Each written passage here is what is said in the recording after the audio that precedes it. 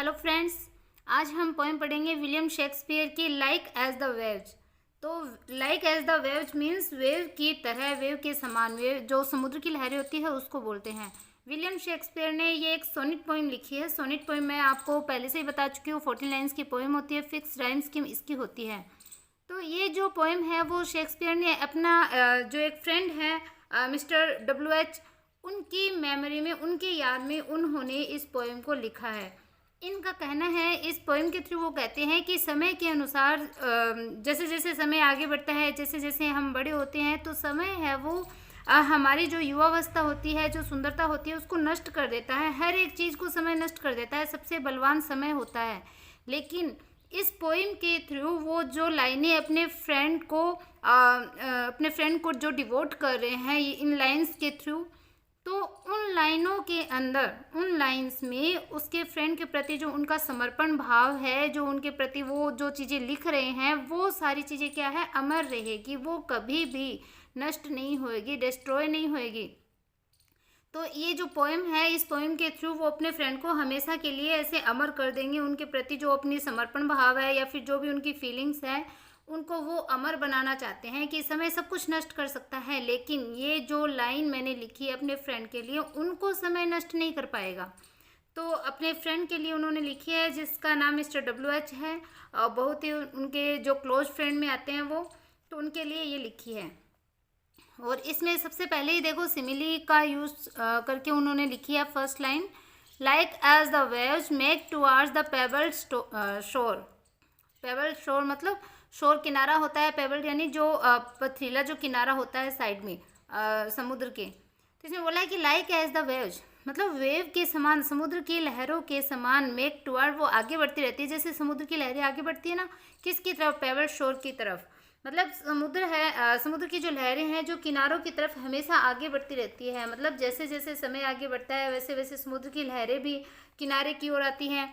So do a minutes hasten to the end. और इसी प्रकार से क्या है, हमारे जो मिनट हैं, मतलब हमारा जो समय है, या फिर हम जो लोग हैं, जो ह्यूमन बींग्स हैं, वो भी क्या करते हैं, शीघ्रतापूर्वक आगे बढ़ते हैं। कहाँ पे, टू देयर एंड, मतलब एंड की तरफ चलते हैं। उसी प्रकार हम भी जो ह्यूमन बीइंग है वो अपने अंत की ओर आगे बढ़ते रहते हैं। मतलब जैसे जैसे एक मिनट बीतता है, एक एक सेकंड बीतता है, वैसे वैसे क्या है, हम अपने एंड की ओर जाते हैं। Each changing place with that which goes before in sequent toil all forward do contend। कि ईच चेंजिंग प्लेस मतलब हर एक क्षण के साथ, हर एक मिनट के साथ, चेंजिंग प्लेस मतलब जो परिवर्तित जो स्थान है, मतलब हर एक मिनट, हर एक सेकंड चीज़ें हैं वो चेंज होती रहती है, कोई भी चीज़ अमर नहीं होती।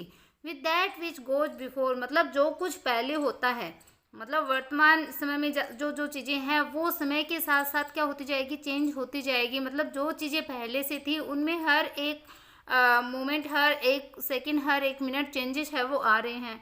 तो कोई भी मनुष्य है वो अमर नहीं होता है। समय के हाथों क्या है, हर एक को समय के हाथों मजबूर है हर एक व्यक्ति। वो जो समय होता है वो सबसे बलवान होता है। वो शरीर की जो सुंदरता होती है, जो युवावस्था होती है, उन सबको वो क्या कर देता है, जो समय है वो हर एक चीज़ को नष्ट कर देता है। इनसिक्वेंट और सिक्वेंट मतलब जो लगातार कंटिन्यूसली जो समय के साथ जो कंटिन्यूसली जो टोइल मतलब क्या होता है, परिश्रम होता है।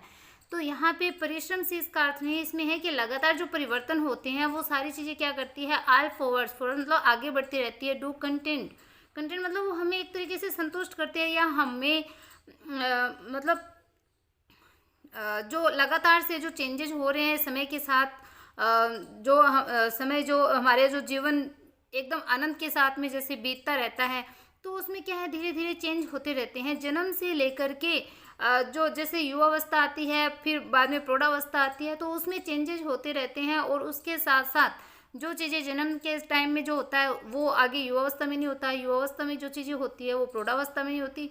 तो हर एक चीज़ है वो चेंज होती रहती है। तो जैसे जैसे मतलब एक तरीके से ह्यूमन बींग वो क्या है, मोर्टल होता है, नश्वर होता है, वो नष्ट हो जाता है समय के साथ। तो वही चीज़ यहाँ पे ये पोइट है वो हमें बोल रहे हैं कि प्रत्येक हर एक मोमेंट पर, हर एक क्षण जैसे जैसे आगे बढ़ता है वैसे वैसे क्या होता है, चेंजेस है वो आते रहते हैं। मनुष्य है वो जन्म से लेकर के प्रौढ़ावस्था तक हर एक जगह, हर एक प्लेस पे चेंजेस जो होते हैं उनको वो फेस करता है, परिवर्तन को है वो अनुभव करता रहता है। तो उसमें चेंजेस है वो आते रहते हैं, जीवन का आनंद भी होता है, कहीं पे प्रॉब्लम्स भी आती है, तो उन सब चीज़ों का वो सामना करता रहता है।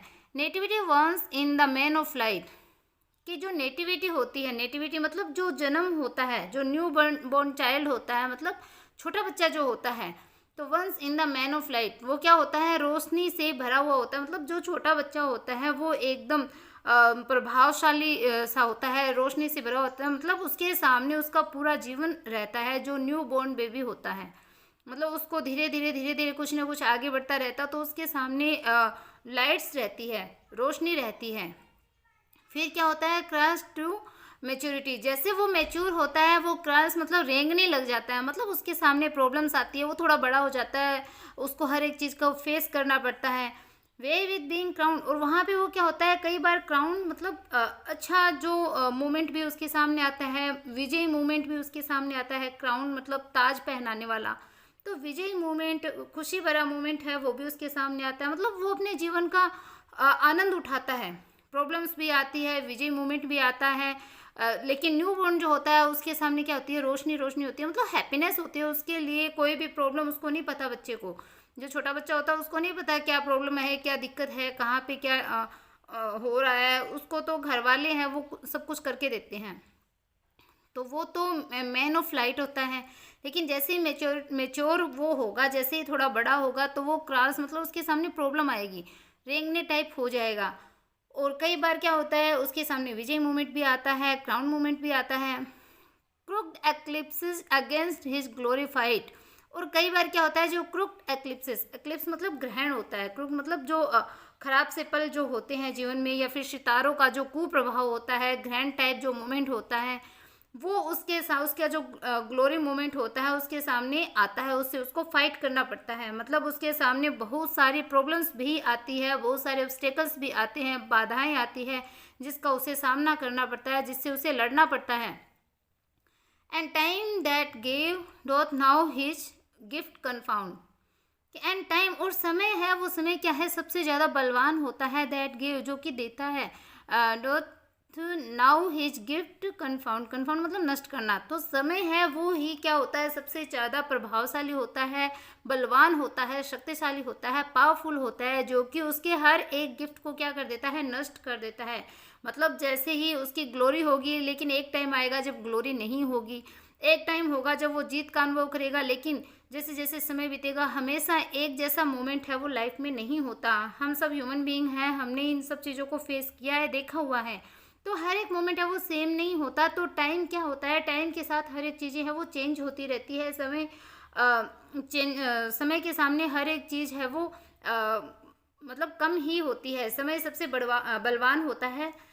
टाइम है वो सब कुछ जितना भी हमें मिलता है वो हर एक चीज़ को एक तरीके से नष्ट कर देता है। मानव जीवन के ऊपर समय का बहुत ज़्यादा प्रभाव है वो पड़ता है। तो हर एक चीज़ में पोइट ये बोलना चाहते हैं कि समय के आगे मनुष्य की युवावस्था, सुंदरता जिस पे वो घमंड करता है, तो उसको उस पर घमंड नहीं करना चाहिए, क्योंकि समय है वो उन सबको नष्ट कर देगा।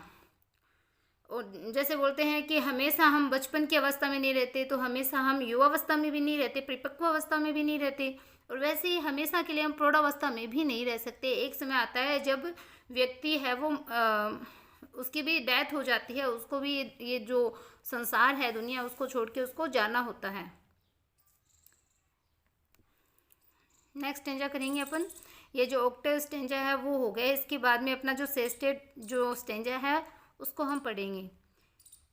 Time doth transfix the flourish set on youth and delves the parallels in beauty's bro.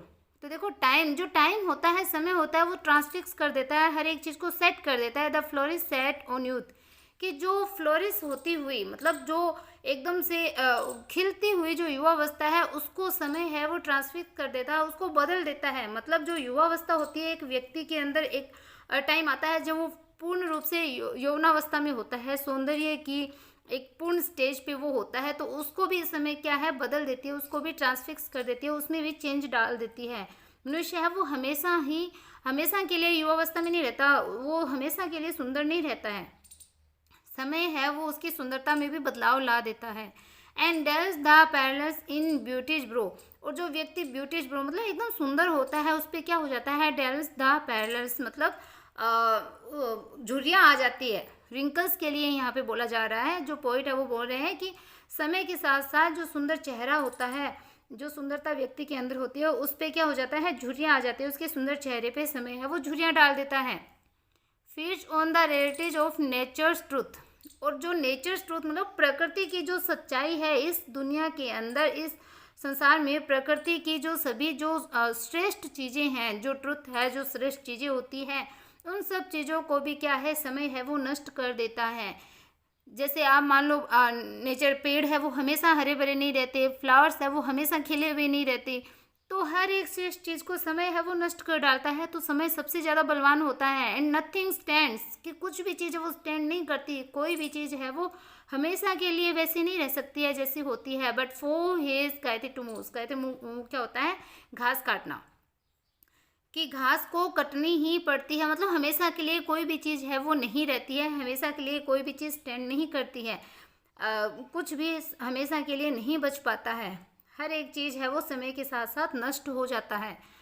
लेकिन क्या कहता है poet, and yet to times in hope my word shall stand, लेकिन क्या बोलता है कि टू टाइम इन होप, कि मैं आशा करता हूँ कि समय के साथ साथ मेरी जो वर्ड्स हैं, मेरी जो लाइन्स हैं, मेरी जो पोएम है, इसमें जो उन्होंने वर्ड्स लिखे हैं, मतलब इसमें उन्होंने जो अपनी मन की जो सारी चीज़ें जो लिखी है, अपनी फीलिंग्स जो शो करी है इस पोएम के थ्रू, वो क्या करेगी, स्टैंड करेगी, वो हमेशा ऐसी ही रहेगी, इसको समय नष्ट नहीं कर सकता। उसकी जो लाइन लिखी है, जो पोएम लिखी है, उसको समय नष्ट नहीं करेगा, ऐसी वो आशा करता है। प्रेजिंग योर वर्थ, कि तुम्हारी जो वर्थ मतलब तुम्हारी जो योग्यता है, तुम्हारे प्रशंसा में जो मैंने ये जो प्रेजिंग यानी प्रशंसा करना, दाई है वो योर के लिए आया है, कि तुम्हारी जो प्रशंसा में, तुम्हारी योग्यता के लिए जो मैंने प्रशंसा की है, तुम्हारी प्रशंसा में जो मैंने ये कविता लिखी है, डिस्पाइट हिज क्रूअल हैंड, कि समय के उस क्रूअल हैंड होने के बावजूद भी, निर्दय समय के निर्दय हाथ होने के बावजूद भी, समय जो कि सब कुछ नष्ट कर देता है, उन सब के बावजूद भी तुम्हारी योग्यता के लिए, तुम्हारे गुणों के ऊपर जो मैंने तुम्हारे लिए प्रशंसात्मक जो लाइन लिखी है, जो पोएम लिखी है, जो कविता लिखी है, वो हमेशा ऐसी ही बनी रहेगी। वो इस समय रूपी जो शक्ति है, विनाशक शक्ति है, नष्ट करने वाली जो शक्ति है, इसका सामना करेगी। तो ये जो चीज़ है वो पोएट यहाँ पे बताना चाहते हैं, क्योंकि जो पोएम के रूप में या फिर जो बुक्स के रूप में जो लिखी हुई जो लाइन होती है, उसको समय नष्ट नहीं कर सकता, हर एक चीज़ को समय नष्ट कर सकता है। लेकिन ये जो लाइन है जो पोएट ने लिखी थी, तो इन लाइनों को अभी तक भी देखो, वैसे कि वैसे हम पढ़ रहे हैं। जब पोएट ने लाइन है वो बहुत पहले लिखी थी, बहुत पहले पोएम इन्होंने लिखी थी, लेकिन ये पोएम है वो अभी भी अमर है, इसको हम आज भी पढ़ रहे हैं। तो यही बात है वो यहाँ पे पोएट जो है विलियम शेक्सपियर, वो हमें बताना चाहते हैं। विलियम शेक्सपियर का टाइम जो जन्म है वो 1564 में हुआ था, मैंने लास्ट पोएम में आपको बताया था, और 1616 में इनकी डेथ हुई थी। एलिजाबेथन पीरियड के ये माने जाते हैं। Okay, bye, have a nice day.